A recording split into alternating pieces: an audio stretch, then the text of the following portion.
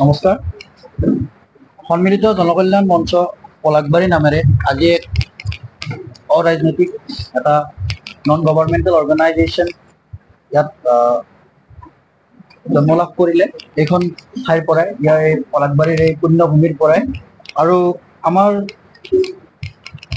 আহ্বান তথা আমাৰ নিমন্ত্ৰণ ৰক্ষা কৰি যিসকল গণমাধ্যমৰ বাৰ্তাবাহক আজি ইয়াত উপস্থিত হৈছে, আটাইকে আমি স্বাগতম জনাইছোঁ। আপোনালোকৰ বহুমূলীয়া সময় আমাক দিছে আৰু আমি এই মঞ্চখনৰ তৰফৰ পৰাই আজি এই শুভ উদ্বোধনী তৰফৰ পৰাই এই সন্মিলিত জনকল্যাণ মঞ্চৰ পলাশবাৰী কেনেকুৱা ধৰণৰ কাম কাজৰ প্ৰতি অগ্ৰসৰ হ'ব বা কেনেকুৱা ধৰণৰ কাম কাজত গুৰুত্ব দিব, সেই সম্পৰ্কে কিছু মৃদু আভাস দিবলৈ চেষ্টা কৰিছোঁ। ইয়াত আমি যিখন প্ৰেছ বিজ্ঞপ্তি আমি যুগুত কৰি ওলাইছোঁ, প্ৰেছ বিজ্ঞপ্তিখনৰ কেইটামান কি পইণ্টছ বা কেইটামান মূল বিষয় মই আওৰাই দিবলৈ ইয়াত বিচাৰিছোঁ, যদি আপোনালোকৰ যিহেতু সময় যদি আছে। যা হওক, ঐতিহাসিক নানা সমল আৰু কীৰ্তিচিহ্নৰে পূৰ্ণ কামৰূপ জিলাৰ অন্তৰ্গত যুগ আৰু সভ্যতাৰ ধাৰক বাহক পলাশবাৰী সমষ্টি নানা জাতি জনগোষ্ঠীৰ অনন্য মিলনভূমি। সুকীয়া পৰিচিতি আৰু স্বাভিমানী সত্তাৰ প্ৰতিবোৰে জগত সভাত উজলি থকা পলাশবাৰী সমষ্টি প্ৰাকৃতিক তথা নান্দনিক পৰিৱেশেৰে চহকী অঞ্চল। অসমীয়া ভাষা সাহিত্যৰ উপৰি লোক সংস্কৃতিৰ সংৰক্ষণ, প্ৰচাৰ আৰু প্ৰসাৰৰ বেলিকাও পলাশবাৰী সমষ্টিৰ ৰাইজৰ অতুলনীয় অৱদানৰ কথা ইতিহাসে তুলি ধৰে। ৰাইজৰ সঁহাৰি আৰু গাঁৱে ভূঞে থকা একাংশ সমাজ হিতৈষীৰ মহানুভৱতা, দূৰদৰ্শী চিন্তা চেতনাই পলাশবাৰী সমষ্টিৰ বিকাশৰ যাত্ৰা অব্যাহত ৰখাৰ সমান্তৰালকৈ সুস্থ আৰু সামাজিক পৰিৱেশৰ বেলিকাও যথোচিত ব্যৱস্থা গ্ৰহণ কৰি আহিছে। যোৱা সময়ছোৱাত সমষ্টিটো উন্নয়নৰ পথত বহুদূৰ আগুৱাই গৈছে যদিও মাটি আৰু মানুহক ভালপোৱা সমষ্টিটোৰ জনগণৰ সাৰ্বিক বিকাশৰ বাবে কৰিব লগা আৰু ভালেখিনি আছে। শিক্ষা, স্বাস্থ্য, কৃষিৰ লগতে স্বাৱলম্বিতাৰ নিদৰ্শনেৰে প্ৰতিগৰাকী যুৱক যুৱতী আত্মপ্ৰতিষ্ঠা লভাৰ প্ৰচুৰ সম্ভাৱনা আৰু সমল আছে সমষ্টিটোৰ প্ৰতিটো প্ৰান্তত।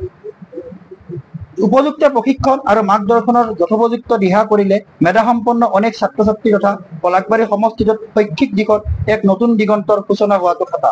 প্ৰাকৃতিক আৰু ঐতিহাসিক সমলৰ সৎ ব্যৱহাৰেৰে পৰ্যটনৰ বহল ক্ষেত্ৰখনত পলাশবাৰী সমষ্টিৰ অনেক ঠাই উদ্ভাসিত কৰি তুলি চৰকাৰৰ ৰাজহ বৃদ্ধিৰ লগতে নিবনুৱা সমস্যাৰ দিশটো লাঘৱ কৰা ইতিবাচক ভাৱনাৰ অনন্য ভূমি হ'ব পাৰে এই সমষ্টি। মাথো লাগিব ৰাইজৰ সঁহাৰি আৰু কাম কৰিব খোজা সকলো সদিচ্ছা। এনে সদিচ্ছা আৰু জনমুখী চিন্তাৰে অনন্য ফচল সন্মিলিত জনকল্যাণ মঞ্চ পলাশবাৰী সমষ্টিটোৰ অন্তৰ্গত ছাত্ৰ ছাত্ৰী, আই মাতৃ, উদ্যমী যুৱক যুৱতী, শিক্ষিত যুৱক যুৱতী, অবিবাহিতা মহিলা, স্বামীহৰা মহিলা, কৃষক শ্ৰমিকৰ লগতে সমাজৰ বিভিন্ন দিশৰ বিকাশৰ বিনম্ৰ প্ৰয়াসৰ হেতু আমি এটি বেচৰকাৰী সংস্থা আজিৰ পৰা ৰাইজৰ সুবিধাৰ্থে আনুষ্ঠানিকভাৱে গঠন কৰিলোঁ আৰু নাম দিলোঁ সন্মিলিত জনকল্যাণ মঞ্চ পলাশবাৰী। সমষ্টিটোৰ সামগ্ৰিকভাৱে সামাজিক, শৈক্ষিক, সাংস্কৃতিক, আৰ্থিক, স্বাস্থ্য, ক্ৰীড়া আৰু ৰাজনৈতিক চেতনাৰ উন্নয়ন, সুস্থ ৰাজনৈতিক চেতনাৰ উন্নয়ন আৰু সচেতন সমাজ গঠনকে ধৰি ভালেমান গুৰুতৰ বিষয় সন্দৰ্ভত ফলপ্ৰসূ পদক্ষেপ আমি আগন্তুক সময়ত গ্ৰহণ কৰিবলৈ চেষ্টা কৰিম। আৰু সেই নিমিত্তে আজি আমি অনাগত সময়ত আপোনালোক আটাইৰে সহযোগিতা আন্তৰিকতাৰে কামনা কৰিলোঁ। সংস্থাটোৰ উদ্দেশ্যৰ কিয়দংশ ৰাইজৰ জ্ঞাতাৰ্থে ব্যাপক কৰিলোঁ। শিক্ষাৰ ক্ষেত্ৰত আমাৰ কৰিবলগীয়া বহুতখিনি আছে আৰু গাঁও বা দৰিদ্ৰ অঞ্চলত শিশু বা প্ৰাপ্তবয়স্ক শিক্ষাৰ প্ৰচাৰকে ধৰি বিদ্যালয়, পুথিভঁৰাল, কোচিং চেণ্টাৰ, বৃত্তিমূলক শিক্ষা প্ৰশিক্ষণ কেন্দ্ৰ স্থাপন, অসম চৰকাৰৰ বিভিন্ন নিয়োগ লাভৰ সহায়ক হোৱাকৈ প্ৰতিযোগিতামূলক পৰীক্ষাৰ নিদানমূলক ব্যৱস্থাৰ কাৰণে আমি চিন্তা চৰ্চাৰ বাবে আগবাঢ়িছোঁ। স্বাস্থ্য আৰু পৰিচ্ছন্নতাৰ ক্ষেত্ৰত হাইজিনৰ ক্ষেত্ৰত বিনামূলীয়া স্বাস্থ্য শিবিৰ, ৰক্তদান শিবিৰ, টীকাকৰণ, মেডিকেল পৰামৰ্শ শিবিৰৰ আয়োজন সম্পৰ্কে পুষ্টি, মাতৃত্ব, শিশু যত্ন, পৰিষ্কাৰতা সন্দৰ্ভত সজাগতা অনাৰ কাৰণে আমাৰ চেষ্টা সদায় অব্যাহত থাকিব। পৰিষ্কাৰ পৰিচ্ছন্নতা স্বচ্ছ ভাৰত অভিযানক আমি সমৰ্থন জনাইছোঁ আৰু এই চেগতে আমি বিভিন্ন স্বেচ্ছাসেৱক অনুষ্ঠানটিৰ দ্বাৰা আমি বিভিন্ন ধৰণে আমি পৰিচ্ছন্নতাৰ ক্ষেত্ৰত কিছু কাৰ্যপন্থা হাতত ল'বলৈ যত্নপৰ হওঁ। অৰ্থনৈতিক উন্নয়ন, আত্মসহায়ক গোট, সেল্ফ হেল্প গ্ৰুপ যিবিলাক আছে, ক্ষুদ্ৰ উদ্যোগ, মহিলা আৰু উদ্যোগসমূহক সহায় কৰা, নিবনুৱা যুৱক যুৱতীৰ বাবে কাৰিকৰী প্ৰশিক্ষণ আৰু উদ্যোগ স্থাপনত সহযোগিতাৰ কাৰণে আমাৰ চেষ্টা সদায় থাকিব। তাৰপিছতে হৈছে কৃষি আৰু গাঁৱৰ উন্নয়ন, আধুনিক কৃষি পদ্ধতি, জৈৱ কৃষি সামগ্ৰী, জৈৱিক সাৰ, থলুৱা কৃষি প্ৰণালী আদিৰ সংৰক্ষণ, গাঁও উন্নয়নৰ পৰিকল্পনা, পানী সংৰক্ষণ, স্থানীয় খাদ্য সংশোধন উদ্যোগ স্থাপনৰ কাৰণে আমাৰ চেষ্টা থাকিব। ক্ৰীড়া আৰু যুৱ কল্যাণৰ কাৰণে আমাৰ আছে কিছু আমি আঁচনি ইয়াত যুগুতাইছো বা চিন্তা চৰ্চা কৰিছো।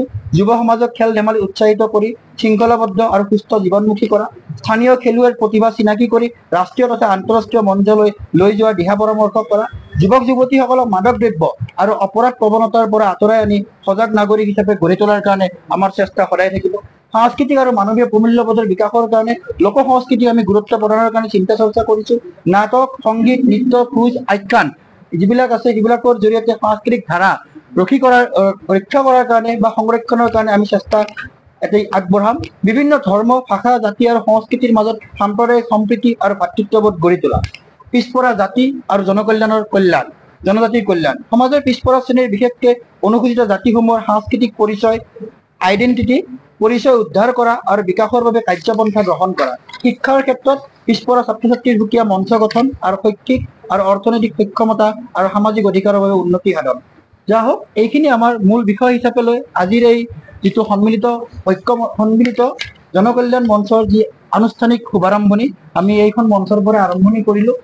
আৰু আগন্তুক সময়ত ইয়াত উপস্থিত থকা গণমাধ্যমৰ সমূহ শ্ৰদ্ধাৰ বাৰ্তাবাহকসকলৰ পৰা আমি ভৱিষ্যতে গঠনমূলক সহায় সহযোগিতা আপোনালোকৰ দিহা পৰামৰ্শ অন্তঃকৰণেৰে কামনা কৰিছো।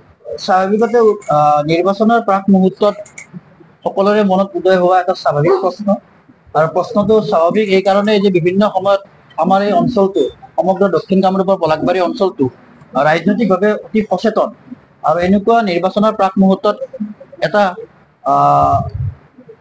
বহুমুখী চিন্তাধাৰাৰে আৰু দীৰ্ঘমেধী পৰিকল্পনাৰে যেতিয়া এটা বেচৰকাৰী অনুষ্ঠান এটা আৰম্ভণি হয়, তেনে প্ৰেক্ষাপটত নিশ্চয়কৈ মানুহৰ মনত এটা চিন্তাৰ উদ্ৰেক হ'ব যে আগন্তুক সময়ত এই সংস্থাটোৰ পৰা কোনোবাই নিৰ্বাচনত